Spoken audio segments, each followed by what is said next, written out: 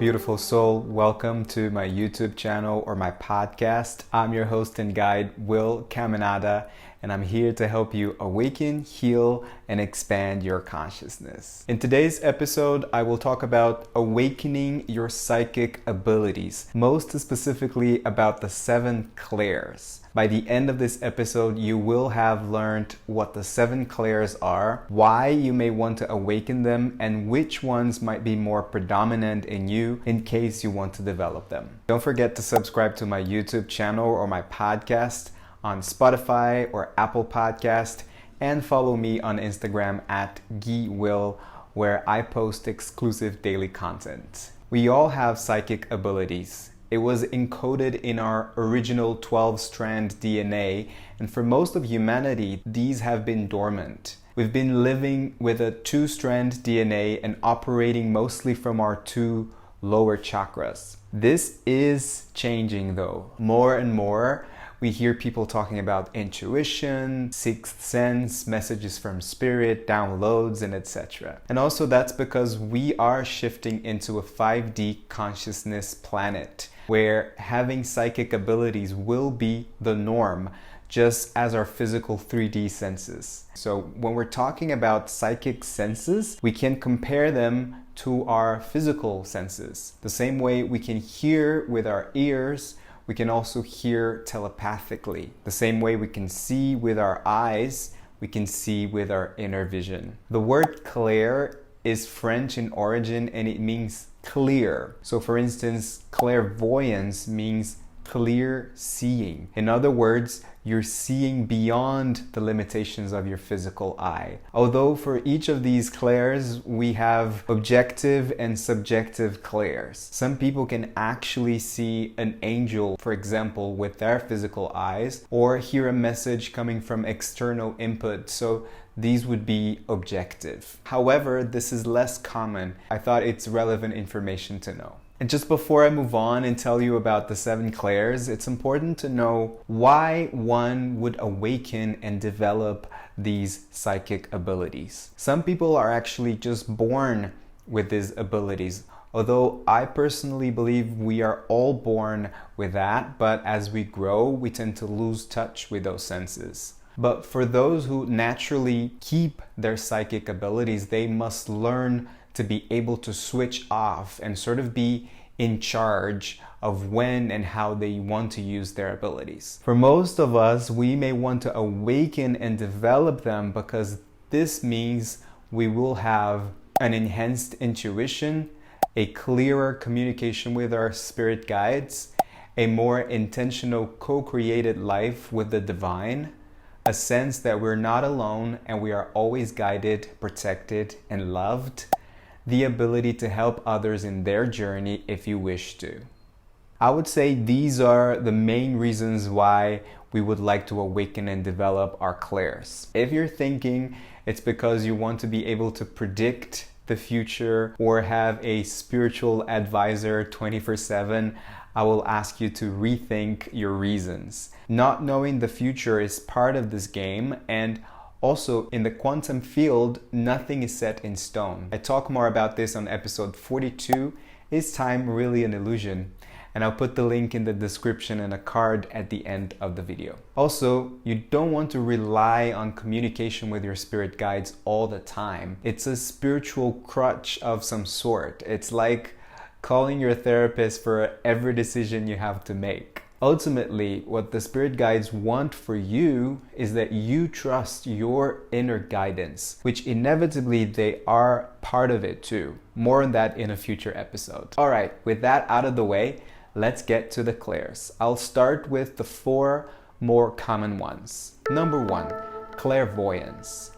Clairvoyance means clear seeing. You're able to see images and scenes very vividly. Sometimes they just show up in your mind's screen out of the blue, and this could mean something either for you or the person you're interacting with. If it's objective clairvoyance, which is more unusual, you might see images with your physical eyes. Usually we tend to see it with our inner vision, or what we call our third eye. Most of us have this ability already, but we tend to discredit our clairvoyant abilities as daydream, wandering of the mind, wishful thinking, and our imagination. But if you're able to imagine things and clearly visualize things and scenes, your clairvoyance may be your strongest clair. Stay tuned for my guided meditation in the next episode, where you will be able to discover which clair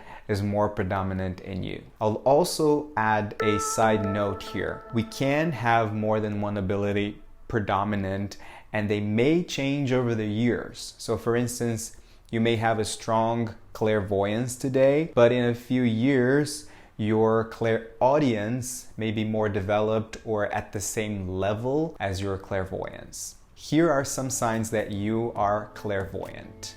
Visions, images, colors, symbols, and mental videos come to you in your mind's eye. Flashes of light and color often are signs. You're able to notice people's auras and energy field. You have a great and vivid imagination. You daydream often and sometimes get lost in it. You can easily visualize your dreams, goals, and desires. You love a vision board. You have frequent, active, or vivid dreams. Number 2, clairaudience. Clairaudience means clear hearing, and it's one of the most common ones, but again, people may discredit it as just a random voice in their head. It can manifest internally, so you hear things in your mind and communicate through telepathy, or externally, meaning heard as a voice or noise outside of yourself. But again, that's more unusual. The key with clairaudience is to be able to discern what's the voice of your ego and what's the voice of your intuition or your spirit guides. Meditation is the best practice for clairaudience because you observe your thoughts and you start recognizing the different types of voice. But the rule of thumb is the voice of spirit will definitely be loving and encouraging and comforting. If it brings confusion, it's more likely your ego. That's my strongest clair, and I'd say from my experience, don't get caught up in trying to discover whose voice it is that you hear. Instead, focus on the message and the feeling that it brings. Usually they start with very simple and short messages, and once you develop this ability, you may develop the ability to actually talk to your spirit guides. Some signs that you may be clairaudient. You often hear your name being called, yet no one is there. You often listen to music and get lost in it. You pay attention to the lyrics. Sometimes you internally listen to random songs in your mind. Pay attention, they can be signs from your guides. You love a podcast or an audiobook, and you can learn on YouTube just by listening. You hear buzzing or ringing that appears to come from nowhere. You hear messages. They could be a sudden inspiration to do a mundane task like cleaning your room, or something more profound like calling someone. You're more of a listener than a talker, and people tend to feel comfortable sharing their stories and feelings with you. You talk to animals and plants and feel they are communicating to you. Number 3, Clairsentience. Clairsentience means clear feeling. Clairsentience is actually one of the most common of the clairs too, and as the name suggests, it involves feelings, physical feelings, emotional feelings, or energetic feelings. If you are clairsentient, you often get a lot of gut feelings. In other words, you have a very enhanced intuition, and sometimes you actually may feel things in your body in the form of a sinking pit in your stomach, butterflies in your stomach, tension in specific areas, or goosebumps, for example. You can also pick up on other people's energies and emotions and feel them as if they were your own. So most empaths are clairsentient. Some signs that you are clairsentient. You tend to use the phrase I feel or I sense that. You're sensitive to your environment, to energies around you. You feel both inner and outer energy in a more intuitive way. You get goosebumps or tingles for no apparent reason. You can sense people's intentions, sometimes even before meeting them in person. You can easily relate to others and their situations. Moods and emotions can show up and change suddenly and sometimes for no apparent reason. You have the ability to feel or sense intuitive messages through physical touch or emotion. Number 4, Claircognizance. Claircognizance means clear knowing. It is also known as divine knowing, insights, or downloads.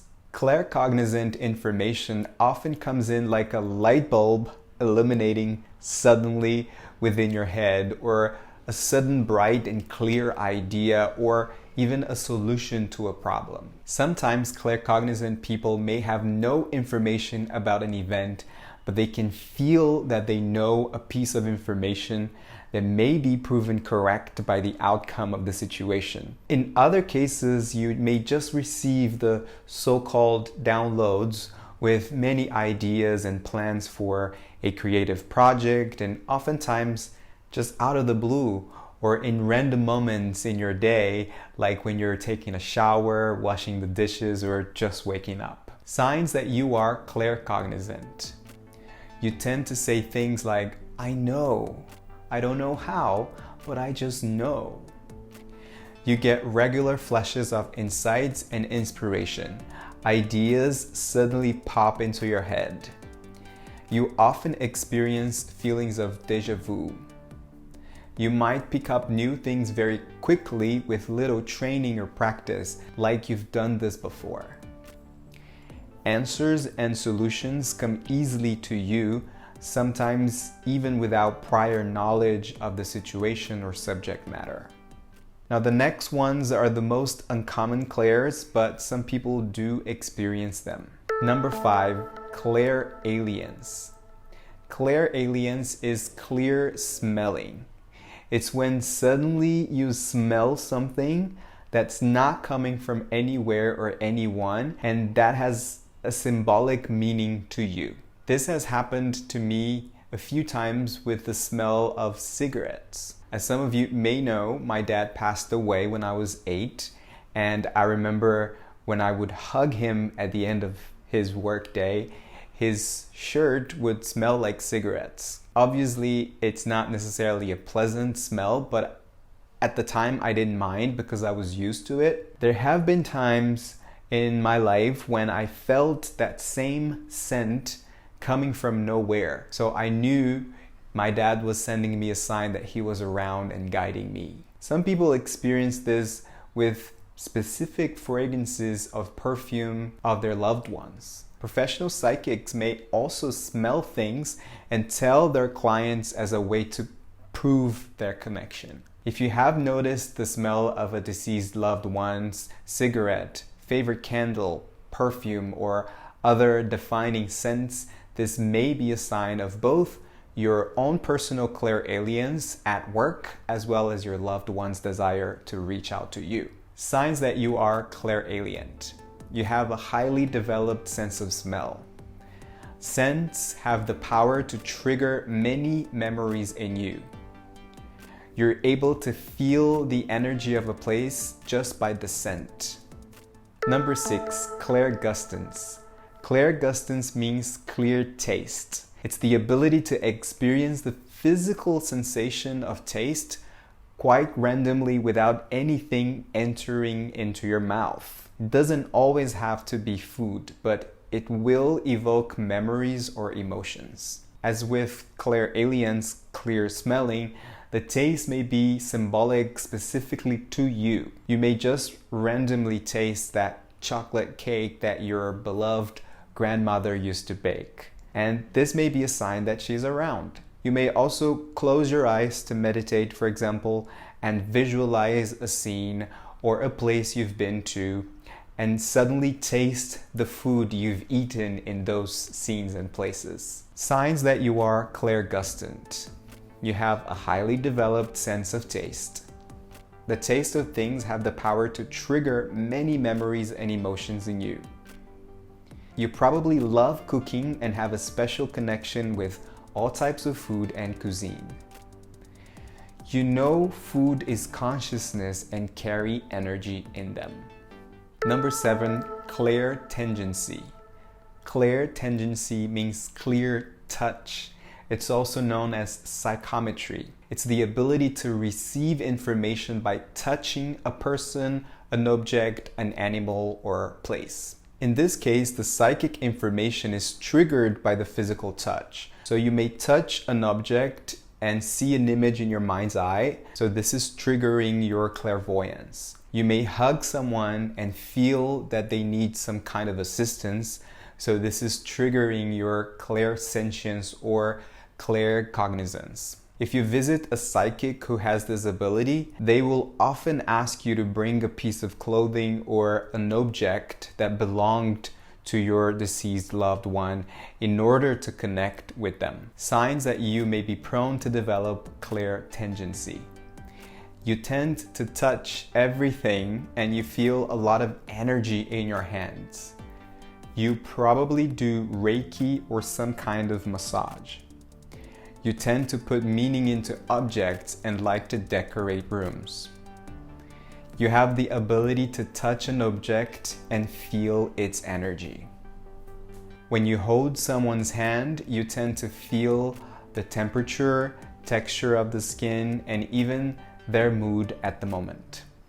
So these are the 7 clairs. Let me know in the comments which ones do you feel like it's natural to you and which ones would you like to develop more. In the next episode, I will bring a short guided meditation in which you'll have a bit more clarity as to which clairs are more predominant in you at the moment. So make sure you subscribe so that you're notified when it's published. And if you think one of your friends may be interested in learning more about the clairs, please share this video with them. Don't forget to follow me on Instagram at GuiWill.